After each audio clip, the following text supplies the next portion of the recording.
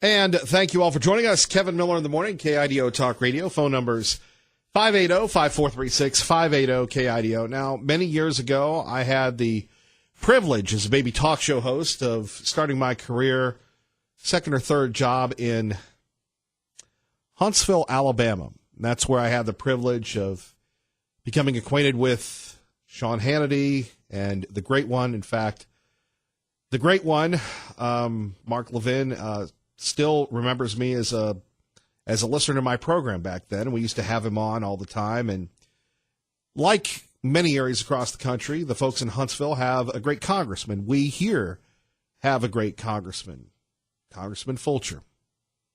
Congressman Fulcher, a great man, great family. We support him. And there they have a great congressman by the name of Mo Brooks. And on the floor of the Senate yesterday, that wasn't reported by CNN, he's going to talk a little bit about, well, who are really impacted, who is impacted by the illegals coming in and the tragedies that occur because of what they're doing. And we'll hear from Congressman Brooks coming up. But live to D.C., Kayleigh McEnany joining us from the RNC. She gets a chance to join the real folks here. We see her all the time battling the libs on the Big Fox and other channels. Kayleigh, thank you for joining us this morning in Idaho. Hey, thanks so much for having me, Kevin. It never gets old, so we take a look at the agenda-driven media ripping the president. He's to blame. He's throwing grandma off the cliff like Paul Ryan did so many years ago. You just think to yourself, could people just really, tell the truth about what's really happening in Washington? And thankfully, we have you here to do this. The mood on the ground in D.C., shutdown day, whatever it is. Right.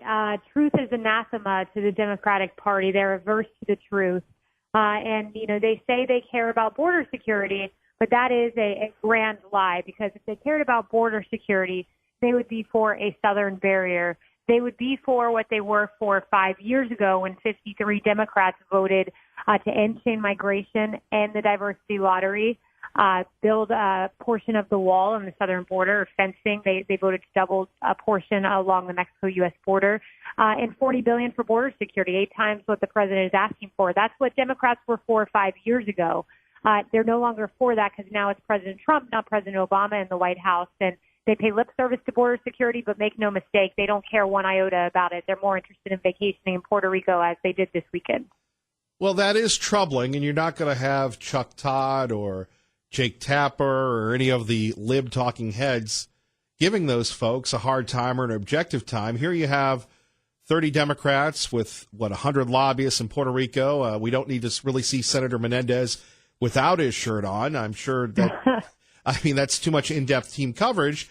And yet here you have the president paying his own money to have the Clemson Tigers there, and the president not leaving, not going on vacation. And yet you have the agenda-driven folks giving a pass to the libs and blaming the president. Exactly.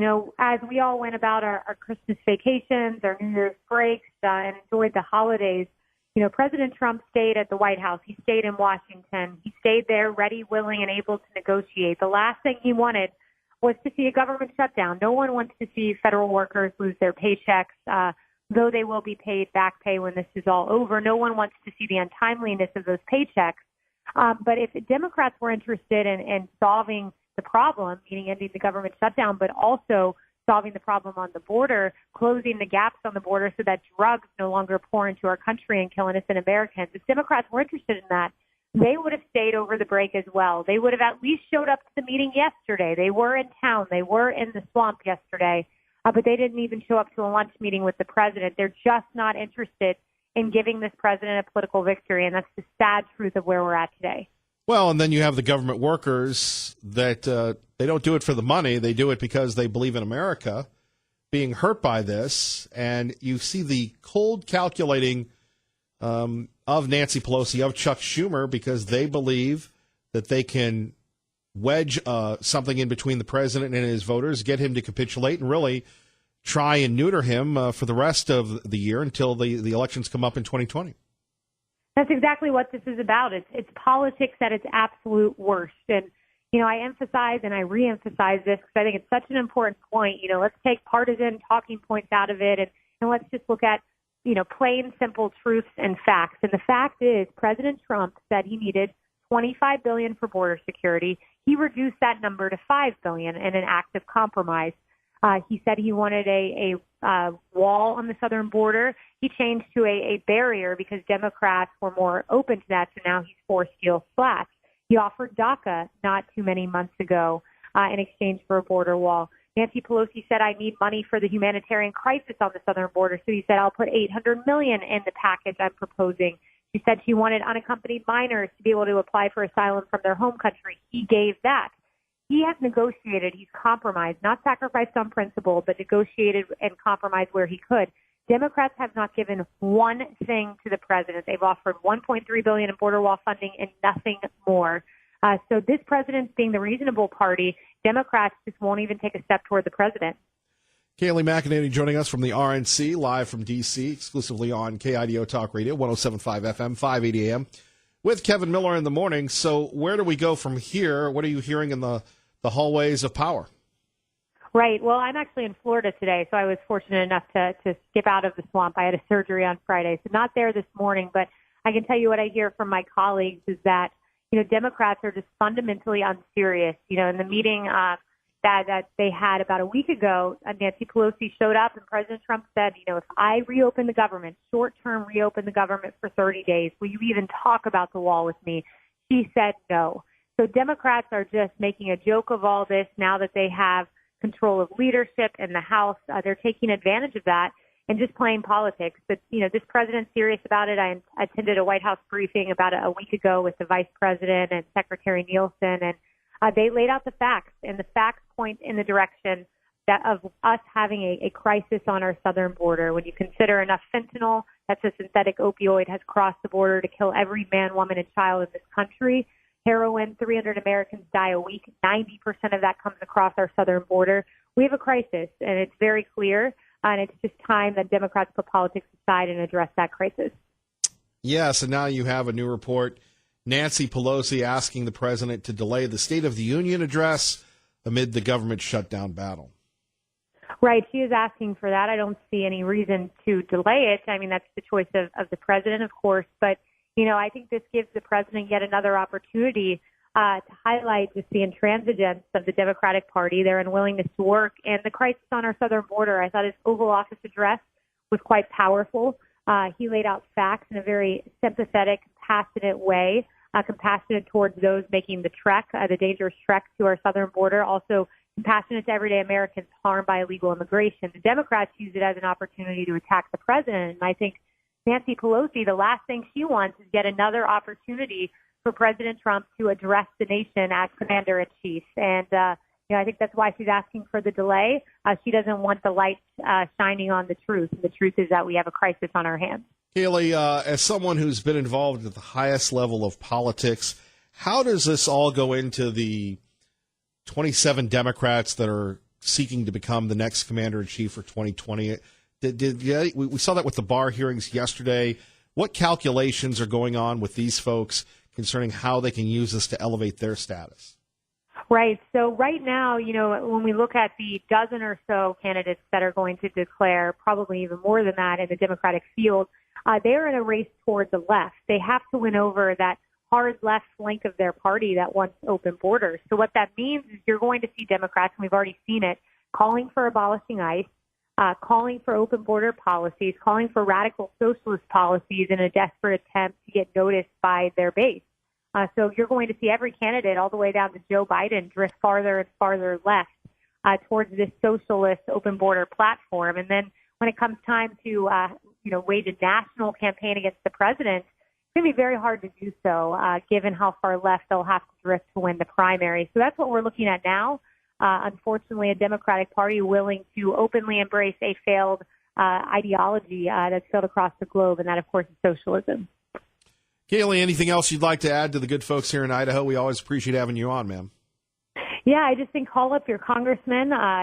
We have a lot of great Republican congressmen out in Idaho, but you can even call up some of the Democrats and share with them that you want this shutdown to end and you want compromise and working with the president. Because I think that's where mainstream America stands, is getting towards compromise, not on principle, but compromising so we can reopen the government and get those workers their paychecks.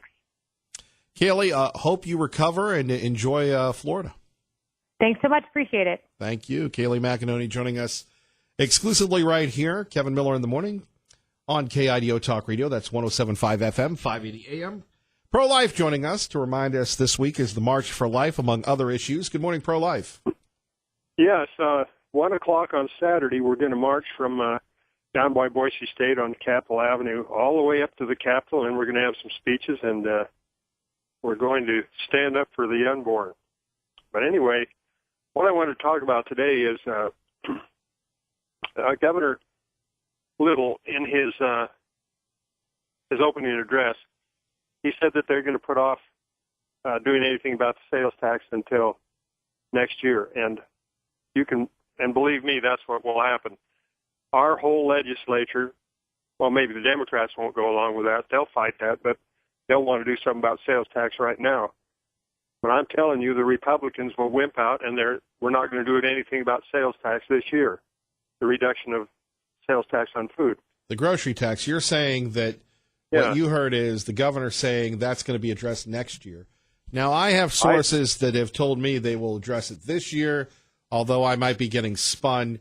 We are openly advocating, and we want to hold everybody to the fire, and we want to give people, if you are a legislator and you're in favor of repealing the grocery tax, we want to hear from you. We want to give you credit for it. Obviously, this is a big issue, so why would we not address it this year, considering that was the number one issue last year? It was the number one issue during the campaign. Why not give people a break? Pro-life. Yeah, I totally agree. And I know I'll say this for your program. If some legislator wants to call in, you guys will put him at the top of the list. Take his call next. So we will, but, and here's the issue. This is a show where we like to listen. We like to hear. We don't have to define it. We've been here 9 years, but it's also a show of activism, whether it's education, whether it's nonprofits, whether it's community, whether it's the military, whether it's the police. So we go back to the grocery tax. What is I would respect more public officials if they would say, it's not going to happen this year. Here's the reason why. Instead of giving us the rope-a-dope, hey, sorry, it didn't get out of committee. Really? Well, who runs the committee? The Republicans. Well, okay, why did? I don't know. Got lost too late in the session. Now, if you decided not to plant your crops until too late in the season, what would happen? There'd be consequences. So can somebody explain to me why this was not item number one? Well, it should be. And they're not doing it. And I think they're going to put off Proposition 2 implementation until next year, too. You're talking about the expansion? Expansion of medical assistance, Medicare, Medicaid. I think they're going to put that off. I think they're just floating. I think they shouldn't be doing that. They should make up their minds what they're going to do and do it right now, but they're not that kind of people. Now, come on, Pro-Life. You seem pretty negative these days. No, I'm just realistic. Well, what do you say to the good people that get squashed by the bureaucracy? Well, hey, you elected the wrong people. And in fact, we can't get the right kind of people to run that, hey, why doesn't Tea Party Bob run? Why doesn't a lot of people run for office? They might not win, but they'd make people accountable. You have people running, and then you have people that are backed by big money, and there you have it. Yep. Big money talks. So, yeah, I need you to do me a favor. Yeah. I need you to reach out to the former governor and see if he wants to come on. All right. I'll see if I can. Now that he's not handled by his press people, we'd love to have him on just to hear an hour of him talk about Idaho politics. It has nothing to do with the current state of affairs, but whether you like former Governor Otter or not, certainly charismatic, certainly a person that has done a lot for the state, and now that he's released from his handlers, hopefully we can have him on. Well, he doesn't have handlers. He's his own handler. No, I'll tell you, during the administration, the reason why we didn't have him on is there were a set of rules and all this stuff, and we may disagree with him on stuff, but when you heard him on this program, when he'd come on, he had a good time, and I think it would be marvelous to add him to our contributors. Yeah, I guess you're right. He handles his own policy, but he doesn't handle his schedule. Right. You're right about that. Right. Right. Well, we love you, Kevin, and we love I you, don't know what else pro-life. to tell you. We just got to stop Sharia law in Idaho. That's all I can say. You've been all over the place, from the Right to Life March, the Pro-Life March, to bashing the folks, to the review and commentary of the repeal that you say is not going to happen of the grocery tax, to advocating against Sharia law. Yeah, we need to get rid of so that we have to have laws that we won't have any Islamic female genital mutilation. We won't have any transgender surgeries. We got a lot of work to do. You've covered a lot this morning. I have to run, but thank you. All right, see you. See you. Coming up next, William Barr. He was nominated before the Senate. He says he's not a puppet of the president. And you remember accused murderer Timmy Earl Kenner. He wants to change his name. Why? We'll tell you next. Kevin Miller, KIDO Talk Radio. Okay, earlier we were talking a little bit about my time in Huntsville, Alabama. 24 years in talk radio. Blessed to be with you here. And there, I think it's the 5th Congressional District. Anyway, a congressman there, a very conservative guy, Mo Brooks, member of the Freedom Caucus, ran for Senate, didn't win. Mo Brooks went on the floor of the House yesterday and described what happens when you have repeated illegal immigrants, illegal aliens, intruders coming into our country and committing crimes, how the innocent have suffered.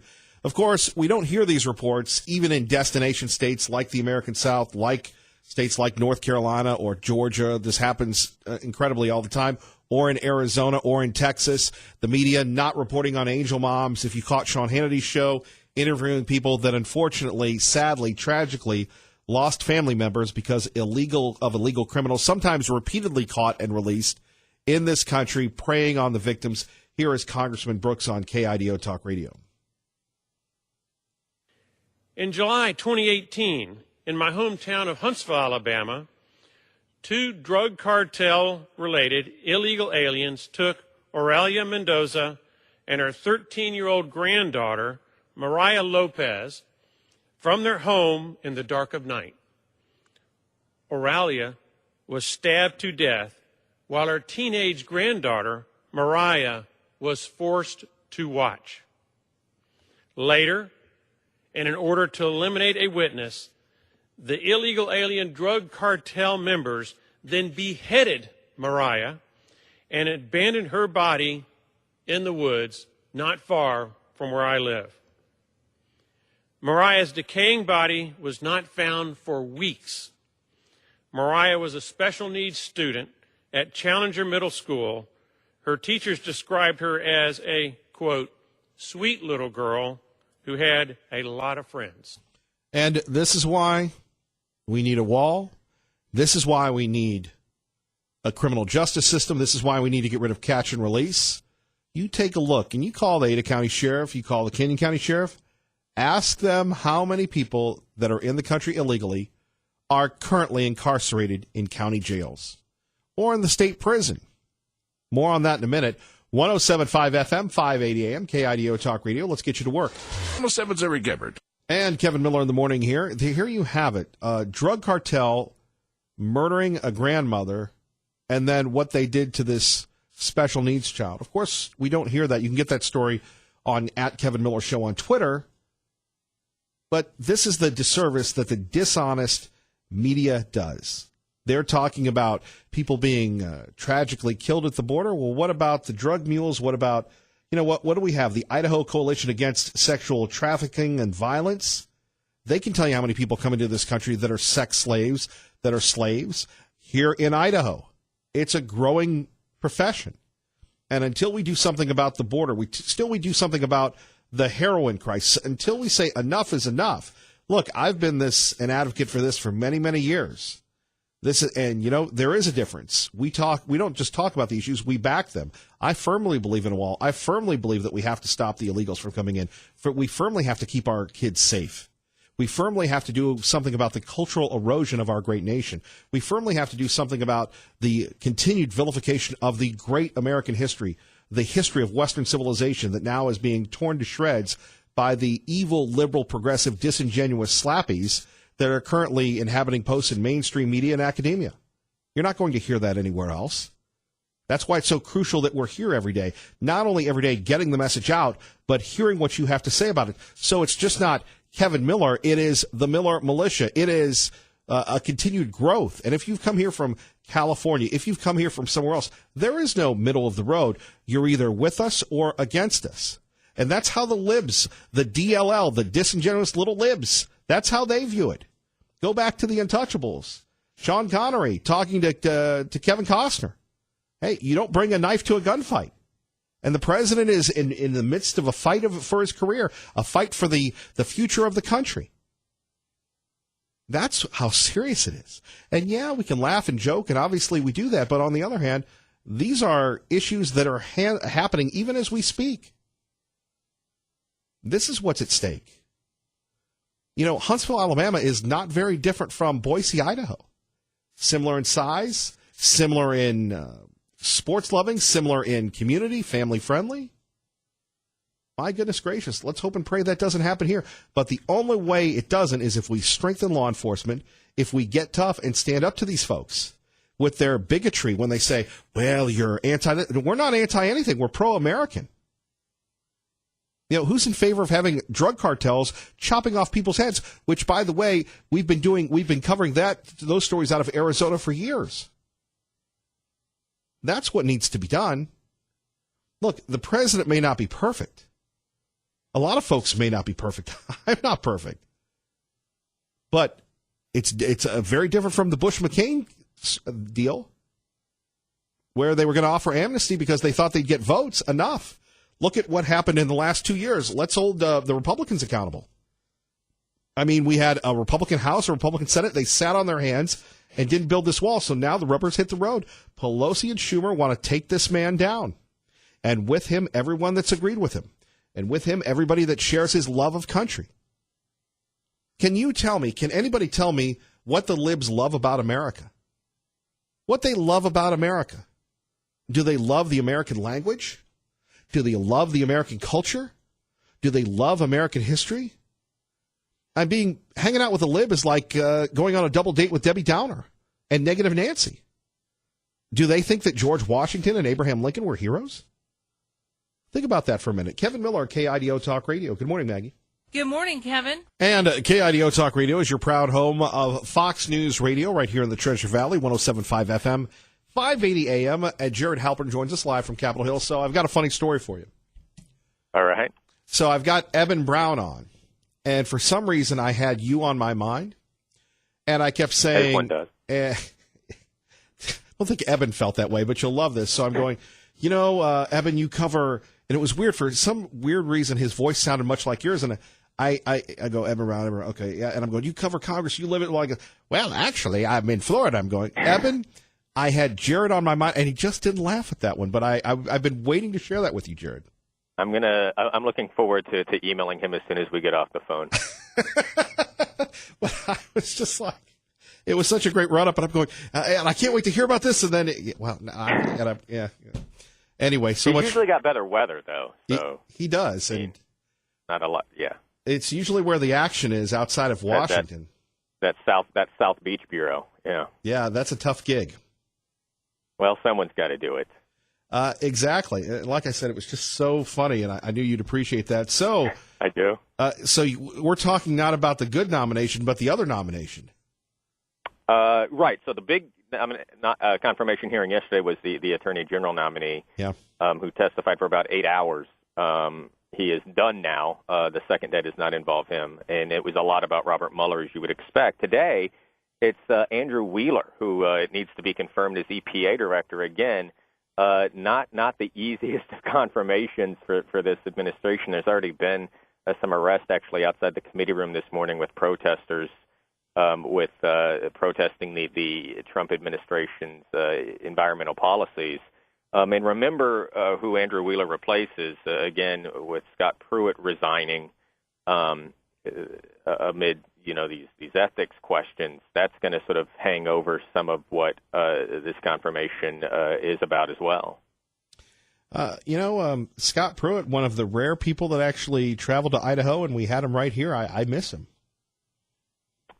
Well, I guess he's got some free time. You can invite him back. You're like, I mean, to be rude, but I mean, obviously there were questions raised.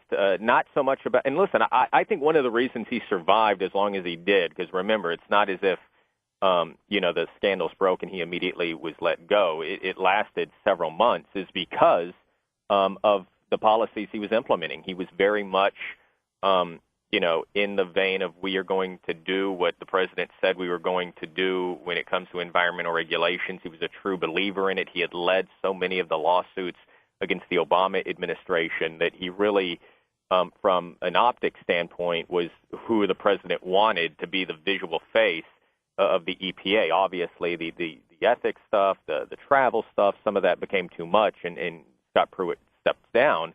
But there is a reason that he lasted longer than some other cabinet officials who have faced similar accusations. Remember how quickly Tom Price, for instance, resigned when travel questions rose.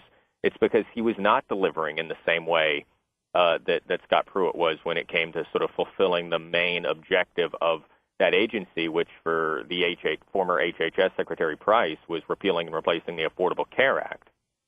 Indeed. Jared Halpern joining us, Fox News Radio. Your thoughts on the shutdown, Nancy Pelosi saying that she wants the president to postpone the State of the Union. How serious is this? Well, it's important to remember that Nancy Pelosi has the sole discretion of inviting the president to deliver the State of the Union. The president is required by the Constitution to inform Congress from time to time on the State of the Union and make proposals for the country. That does not have to be delivered in a speech. In fact, for much of the history of this country, it was just a piece of paper, a speech that was delivered to Congress in writing. Thomas Jefferson started doing it in writing. And then it wasn't until Woodrow Wilson in the early 1900s that it became a speech. And believe it or not, it was not until LBJ in the 60s that it was a primetime address. This used to be something that was done in the early afternoon, like a lunch speech. Obviously, television kind of changed the trajectory of what the State of the Union has become. But listen, this is just another sort of bargaining chip, I think, one of the points of leverage that a Democratic-controlled House has. The Speaker of the House invites the president to deliver a speech to a joint session of Congress. Remember, this is delivered in the House chamber, so it is at the discretion of the Speaker of the House. So it is a significant letter that she sent. It is a significant threat that we can reschedule this, or you don't have to give the speech at all. You can just deliver it in writing like it used to be done in the days of Thomas Jefferson. Jared, we always appreciate it, and thank you. Absolutely. Jared Halpern joining us, Fox News Radio. Let's go back to the phones. Blow it up today. Anti-Government Ryan joins us. Thanks for your patience. You're on KIDO Talk Radio. Hello. Kevin Miller, the kingpin of AM Talk Radio. It's always good to talk to you, sir. A blessing to be with you. What can we do for you? Well, I have some thoughts on the wall today, Kevin. I kind of started making a little list here on my notepad here of different types of places that have walls, fences, or some type of a barricade. And here's just a few of the things that I came up with. Daycares. Yes, daycares. So now daycares are apparently biased or sexist or homophobic or something like that. Horse stables. Horse stables, yes. Keep the horses in. Subway tracks. Usually subways, the tracks of subways, you don't want people walking on the subway tracks. Condemned buildings. Military bases. Government sites. Fancy neighborhoods. Power plants. Sewer treatment facilities. Sports stadiums. The White House. Federal buildings. Swimming pools. All these are types of places that have walls or fences, Kevin. Of course, this really doesn't have anything to do with the wall. It all has to do with President Trump. But I have a new a name here for you, Kevin, and you're more than welcome to use it on your AM radio show if you'd like. Pello Schumer. Pello Schumer is the new name for Pelosi and Schumer. Pello Schumer. Their philosophy is if it's not a 100% absolute, then it's not necessary. At least that's what they're trying to sell to the biased liberal media. But, when you think about things that are absolutes, Kevin, there's very few absolutes in the world. You have deaths, taxes, government corruption, and media bias. Those are all absolutes. But as we all know, Kevin, even if something can help contribute to the success, it still can be worthwhile doing, you know? So, of course, the wall works. Of course, Nancy Pelosi lives behind her big, fat, beautiful wall. In fact, did you see the YouTube video, Kevin, this last week of the woman, a woman and 3 illegal immigrants went into Nancy Pelosi's wall? Did you see that one on YouTube? No. No, the police were there in about 2 seconds and booted them. None of them got arrested. At least the YouTube video didn't show them getting arrested. But yeah, they marched. They went over the Pelosi's wall, and they were all quickly invaded upon by the police. But I mean, you'd think that just drugs alone, you know, if your philosophy is as Pello Schumer want the illegals to come here, the people, but you'd still think they'd be against the drugs, right? Just the flow of drugs coming in up the southern border and the horrible consequences that can have on our people here and the citizens. But I mean, it's a done deal, Kevin. I can declare it a certainty that Democrats care much more about illegals than they do about actually real American citizens. I think that's an absolute 100% fact. But anyway, Kevin, there's my little list of, you know, places, swimming pools, daycares, you know. Very good. Sewer treatment plants. I mean, the list go on and on, you know, of places that have barricades, fences, or walls. So it's just these people are so incredibly dishonest, and the media is just a bunch of repugnant pigs too. You know, you beside you, Kevin, of course. I'm with you. Thank you, Anti-Government Ryan. Let's hear from you more often. Well, welcome back, Kevin. We really missed you. There's no replacing you on AM 580 KIDO. God bless. Thank you, sir. Thank you. Very, very humbled by that. And also on 107.5 FM, our new affiliate station, we go to Tea Party Bob, GemStatePatriot.com. Good morning, sir. Good morning, Mr. Miller. Great show again, as usual. Nice to have you back home. And I'm sorry I can't say the same for Liberal Steve. The man really needs to see a therapist. Boy, he was on fire today. He wasn't on fire. The man was exploding all over himself. You know, with all the talk... Okay. With all the talk about the wall, it's hard to find any good news in the economy. You know, Kevin, we haven't had an economy this good in most of our country's history. We have continuous and expansive job growth. Our manufacturing jobs are coming back to the United States. Salaries are increasing. Generally, most Americans are feeling pretty good about what's going on. The problem is that the liberal media don't talk about it at all. And the good things that are happening, they're not spending any time at all presenting them to the public. They're just too busy beating up on President Trump. You know, this reminds me of how Hitler came to power in Germany, where their propaganda machine run by Joseph Goebbels had everyone in Germany thinking that Hitler was their savior. So what amazes me is how shallow most Americans are when it comes to knowing and understanding what's going on in our country. If you can't feed it to them in short sound bites or a number of words necessary to send out a Twitter blurb, they don't seem to have the time for it. A good example, you know, of this is that, while the Gem State Patriot gets a steady increase of readership, I believe that is only because we have made a concerted effort to run most of our stories on Facebook page, which has soared in popularity to over 50,000 hits a week. You know, we as a nation no longer seem to care enough to spend the necessary time to do any research on the problems confronting our country. And if most Americans continue to rely on what they read in the newspapers and the liberal media, we're all doomed to live in a quagmire that is being created by the progressive socialists aided by the liberal media cartel. People need to start thinking for themselves and stop listening to reading the propaganda promoted by the progressive media mafia. I challenge all Idahoans to start doing some real homework on what's going on in their state and their country, because if they don't, they're going to be very surprised how far we have come down this road of socialism in the next year or so. You know, and as far as the State of the Union, Pelosi wants to delay the State of the Union. She wants to delay the speech because this is the only chance that Trump will actually get to broadcast nationally on all the stations. They'll all carry it. And the last thing they want is for him to get the word out about what's really going on in the country. Anyway, Kevin, that's all I have to say this morning. Thank you very much for your show, and thank you for being back here. Stick around for a while, will you, buddy? We missed you. A blessing to be here. Thank you, sir. Take care, my friend. Take care. All right. Our great friend Tea Party Bob coming up next. Did Timmy Kenner get a name change? We'll hear from you. Kevin Miller, KIDO Talk Radio. Kevin Miller in the morning, KIDO Talk Radio. Don't forget Glenn Beck coming up next. What are Glenn and Stu and the crew up to? You'll catch him right here on your home for Glenn Beck. Weekdays 9 to 12, KIDO Talk Radio. Phone numbers here, 580-5436.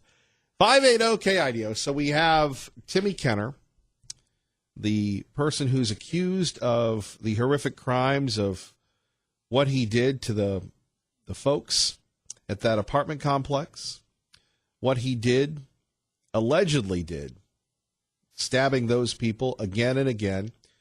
We're talking about a man who is charged with 8 counts of aggravated battery in the stabbing of 8 other people and the death of a 3-year-old Ruya Kadir, indicted on 1 count of first-degree murder. So Mr. Kenner, and I don't know if this is from his defense attorneys. I guess he has a public defender. Is that true? One of the most horrific crimes committed in the Treasure Valley and in the United States of America. First cop to plead that he's mentally incompetent. I don't really know how someone can be mentally incompetent and have the tenacity to kill a 3-year-old baby little girl, stab 8 people, and go ballistic. You know, one great thing about previous generations in America, people didn't make excuses. Do you catch yourself making excuses for everything? Guys, traveling too slow, you're going to be late for work. You either work with idiots or assassins.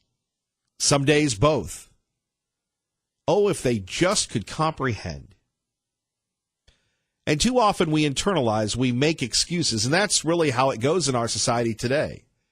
You know, ever since John Hinckley, and he was, the attempted assassination of Ronald Reagan, President Reagan, the not guilty by insanity defense.